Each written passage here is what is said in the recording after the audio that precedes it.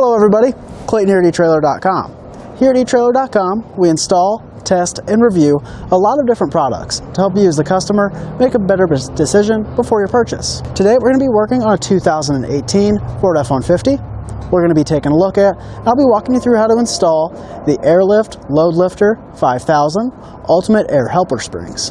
Our air springs are going to be a huge improvement to our truck's ride quality whenever we have a big load in the bed or we're hooked up to our trailer. Now, our air springs are commonly referred to as airbags. Now, again, this is going to be a huge upgrade if you are towing on the weekends or even every day. It's just going to make our ride quality a lot better, and it's going to help save our factory suspension. Again, this is the ultimate version of Airlift Loadlifter with the 5,000 capacity. Now, what makes this ultimate is it does have an internal jounce bumper to help save our bags if we ever do go below that 5-pound minimum. And something you really want to keep in mind is adding airbags to your truck is not going to increase your towing capacity. It's just 5,000 pounds of helping capacity. So when you are at that max load, it's just going to make it a whole lot more livable.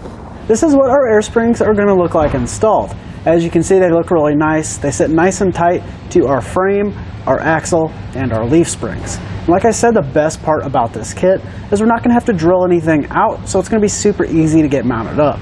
It's definitely going to be an upgrade. It's going to make our lives a whole lot better whenever we're towing or have a heavy load in the bed of our truck. Our actual air spring is going to be constructed out of a 2-ply reinforced fabric. So it's going to be really strong. It's going to hold up to anything we want to throw at it. Now, you do want to keep in mind there is a minimum air pressure of 5 psi required to be in the airbag all the time. And our maximum air pressure is going to be right at 100 pounds. So we are going to get quite a bit of adjustability, and being able to run it a couple different ways is really going to allow us to set it up to what we are towing. Our brackets are going to be constructed out of steel, and all of our hardware is going to be included. So this is going to be really easy whenever we're getting it installed, and we're not going to have to worry about it breaking down over time. It also has a nice black powder coat finish to help keep rust and corrosion from becoming a factor as well. Our airline tubes are going to run from our airbags to the rear of our truck.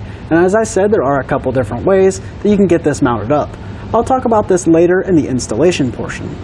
And in my professional opinion, this is one of the better kits I've ever worked with. It really made a huge difference in the truck's ride quality, and you see that in the test course footage. It really makes this truck a whole lot better when we are nearing that max payload capacity. So it's definitely something that I would consider and install if I had this particular vehicle. One awesome feature of this kit is we're not going to have to drill into our truck's frame. So that's going to be a whole lot easier to install. It's going to make our lives a lot easier. Definitely something you can do at home in your driveway. So we've gone over some of the features. I'll go ahead and walk you through how to get it installed now. With our truck bed empty, we're going to take a few measurements just to see where our truck sits stock. So we're not going to have any weight in the bed. This is what it's going to be like every day. We'll grab our tape measure. We're going to measure from the ground to the middle of our wheel well. And we're looking right at 36 3/4 inches. Now we can move up to the front. And the measurement of our front is going to be right about 36 inches. So we do have about 3/4 inch rake, which is pretty normal for a factory truck with no weight in the bed. So we went ahead and loaded up about 1,000 pounds into the bed of our truck. Now we can go ahead and get a few more measurements for you. Measurement from the ground to the wheel well is right at 34 inches. So we dropped 2 3/4 inches. That's quite a bit of drop. We'll move up to the front and get a measurement there. And we're looking right at 36 inches. So we didn't change a whole lot in the front, but we definitely dropped quite a bit in the back. This is going to do a couple things. It's going to decrease our steering because we're going to have less tire on the ground with it squatting. Our headlights are going to be at a different angle, so we're going to have more trouble seeing the road. And it's really going to decrease our braking power. We're getting ready to hit our test course. We're going to start with our alternating bumps. This is going to simulate any potholes or bumps in the road or anything like that we're going to feel. And holy cow, we can definitely feel that weight around back there, kind of slamming the truck down, and the recoil is pretty bad. It doesn't feel very comfortable. Now we're going to move on to our straight bumps. So this is going to be like a speed bump or a big curb, anything like that. It feels the same, kind of sluggish. You can definitely feel that weight slamming the back of the truck down. We're now ready to hit our slalom course. This is just going to be tight maneuvers in the parking lot or on the road if you have to make any sudden maneuvers. Just kind of go back and forth, and we can really feel that weight kicking us around. It definitely wants to move the truck wherever that weight's going versus the truck moving the weight. So in the slalom course, we definitely feel a lot of body roll, and you're just going to notice that if you're going down the highway and some big truck passes you or anything like that, it's really going to throw the truck around and make it really hard to control. To start our installation, we want to remove our spare tire. With our spare tire out of the way and our spare tire holder kind of tucked up out of the way, we now want to remove our heat shield. We're going to use a 13mm socket, and there's going to be 3 bolts.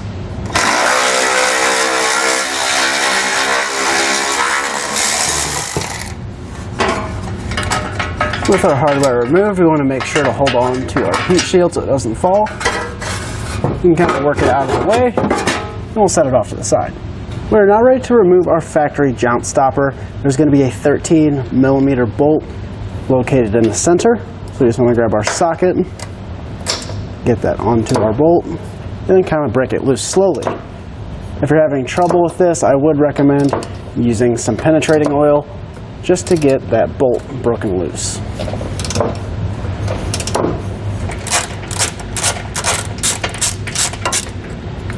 And with our jout stopper off, we'll repeat that same process on the passenger side.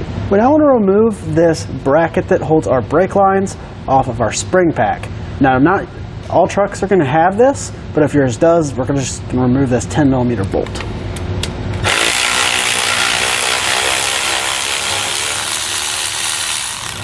You can set this off to the side. We just want to pull that off, and gives us enough room to slide our bracket behind it. We now want to grab our upper frame bracket. They are going to be marked left and right, so we want to start on the driver's side. We'll grab our supplied hardware with a split lock washer. We'll slide that through there. We do want the bigger hole facing the rear of the truck. We're going to grab this bracket, kind of slide it in with this L on the inside. We're just going to thread this in where we took out our jout stopper. Now we can go ahead and torque this down. All of our torque specs can be found in our instructions. We'll repeat that same process on the other side. Now I want to grab our lower bracket, and these are universal, so it's not going to matter which bracket goes on which side. We're just going to kind of lift this in, and then slide it around our spring holders here at the bottom. You might kind of have to grab a hammer and kind of work this in, as it is a little bit tight. We just want to get the holes lined up in our spring pack down here with the holes in our bracket.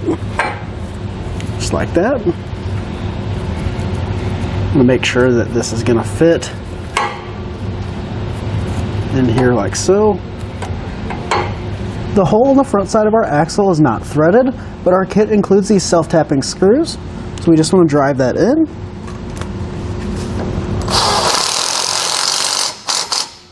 We'll do this with a 13mm socket. And with that all the way pressed down, we're actually going to back it off a little bit so we have room to adjust our lower bracket. Just like so. We now want to grab our provided flange nut. We're just going to hand thread this in there, lining up our bracket with our brake lines through the hole in our lower bracket to the threads in our spring clamp. Like I said, we're just going to get this loosely installed. That way we are able to kind of shift everything around and get it to fit nicely once we get our airbag in. And I want to grab our lower bracket that goes around the bottom of our axle. We're going to grab our long carriage bolt. We're just going to hold this up, slide our carriage bolt from the bottom like so. Then on the top here, we're going to add a flat washer and our nylon lock nut provided. We're just going to get this hand tight, like so. And we'll repeat that same process on the front of the axle.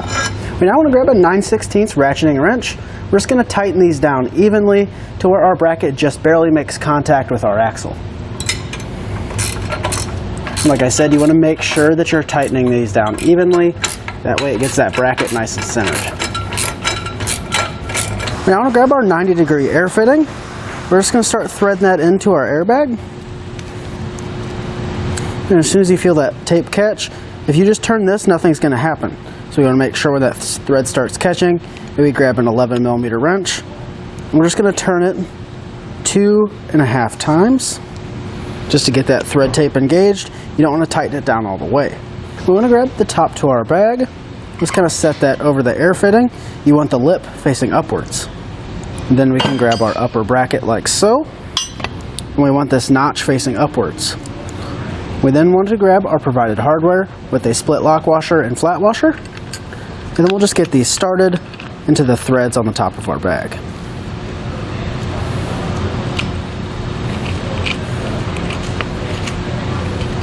We'll repeat that same process for this one. Now we'll grab our 9/16 socket and just tighten these down.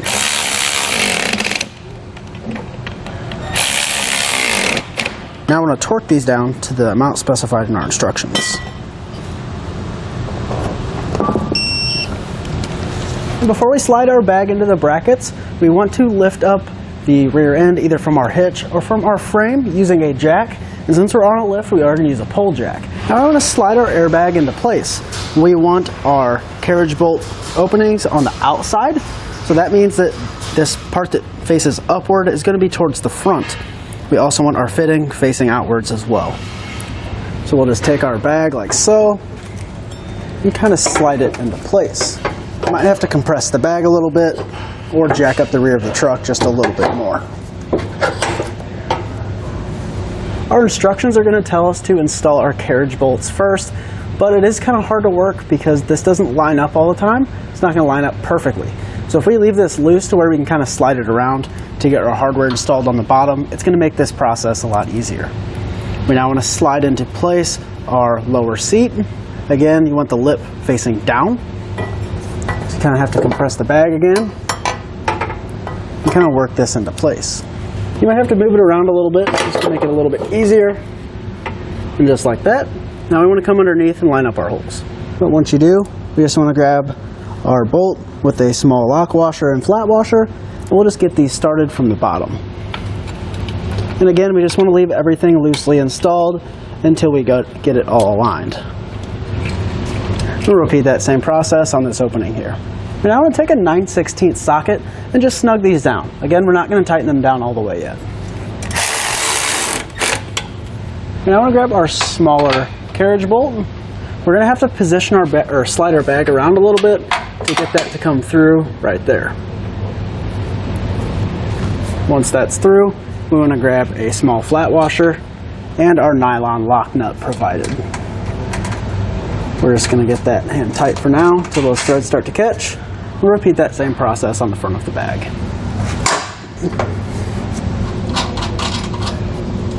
And I just want to grab our 9/16 socket and tighten all this down.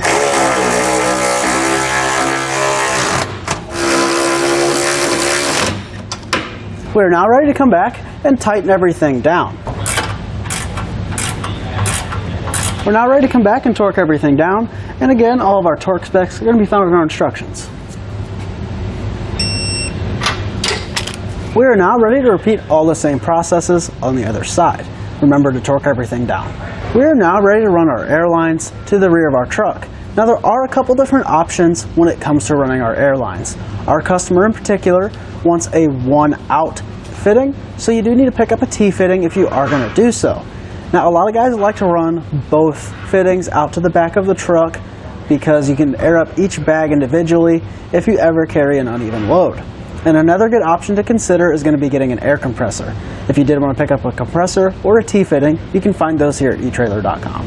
I'm going to go ahead and run our airlines and then show you how we did it. To start, you just want to grab the ends like so, kind of pull it apart and then cut it right in the middle so you have an even length on both sides. So we just push our airline tube into our fitting until you hear a click. Then we ran it up through the hole in the frame rail here. Then it comes out of our frame rail on this side. It's really nice because we have all this factory wiring, so I just zip tied it to that and ran our airline tube up and over this cross member, and it comes out right here.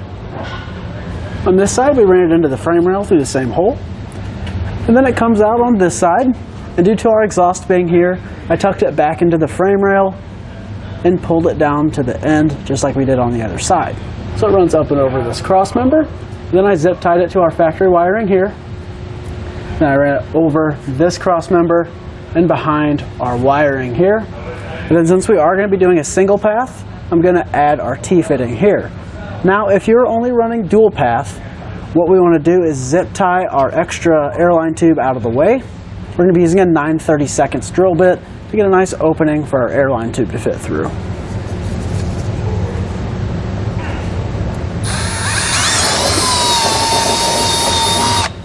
With our hole drilled out, we can make sure our airline tube fits through there, and it does. This is the T-fitting we're going to be using. We want to make sure to keep everything out of the way of our spare tire. So we're just going to grab our airlines. I think the best spot to put our T-fitting is going to be right here, and we can zip tie everything to our factory wiring.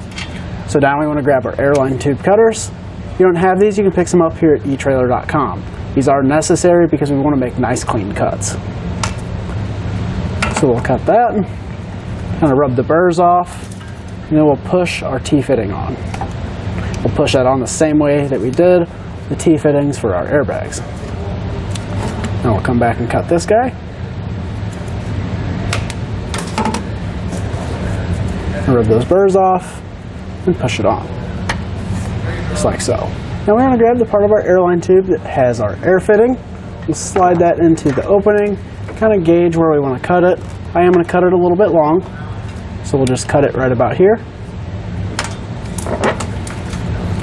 And get those burrs off and push it into our fitting. Now we can get our fitting mounted up into our opening. On the back side of our fitting, we just want to thread on our small hex nut. Just do it right about there. Then we want to add our small star washer. And then we'll push this through the opening that we drilled. On the back side, we're going to push on our rubber washer. It is pretty tight, so you might just have to thread it like I'm doing here. And this just keeps it from vibrating against our bumper. With that rubber washer on, we can now add our flat washer and then our hex nut. Just tighten that down like so. We now want to come back and tighten it down. We're going to put a 13mm wrench on the back side and use a 13mm socket on the outside to tighten it down. Just like that, it's nice and tight. We're now ready to add some air to our airbags and check for leaks.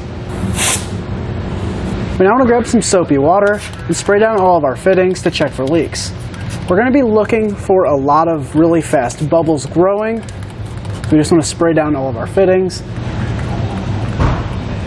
With all of our fittings checked, we can go back and zip tie everything down. And then we want to add our valve stem cap to the air fitting on the outside. Just like so. With everything cleaned up and tested, we can now reinstall our heat shield and our spare tire in the reverse order that we took them apart. So now we have our airbags installed. We do have about 25 pounds in our airbags. We have our load added back to the bed, so now we can go ahead and get a few measurements for you. Our measurement in the rear is right at 37 inches. So we actually picked up a 1/4 inch over stock. That's definitely going to make our ride quality a lot better. Now let's move up to the front. We are looking right about 36 inches, and that's where we were stock. So we're definitely going to be able to drive comfortably and not have to worry about losing braking power or our headlights not facing in the correct area. We're now ready to hit the test course with our airbags installed. Again, we're going to start with our alternating bumps. See how it reacts. And this feels a whole lot better than it did stock. The suspension is a lot more responsive, and those bounces don't hit us as hard. Now we'll get to our straight bumps. And this feels a whole lot better as well. It's just more responsive, not as saggy, and it doesn't kick back as hard. Now moving back over to our slalom course, we're just going to do some hard maneuvers left and right. And this is a whole lot better. There's a lot less body roll, have a lot more control of our truck. This is definitely going to be essential whenever we are traveling with a load on our bed. After hitting our slalom course, it's honestly a huge improvement. Definitely would feel more comfortable with driving with a heavy load in our bed or hooked up to a trailer. Before, it was kind of nerve-wracking because you didn't know what the truck was going to do and we didn't have full control. Now it feels like we're in full control, and honestly it's hard to even tell that we have a big load in the bed of our truck. That's going to do it for our look at and the installation of the Airlift Loadlifter Ultimate 5000 Air Helper Springs on our 2018 Ford F-150.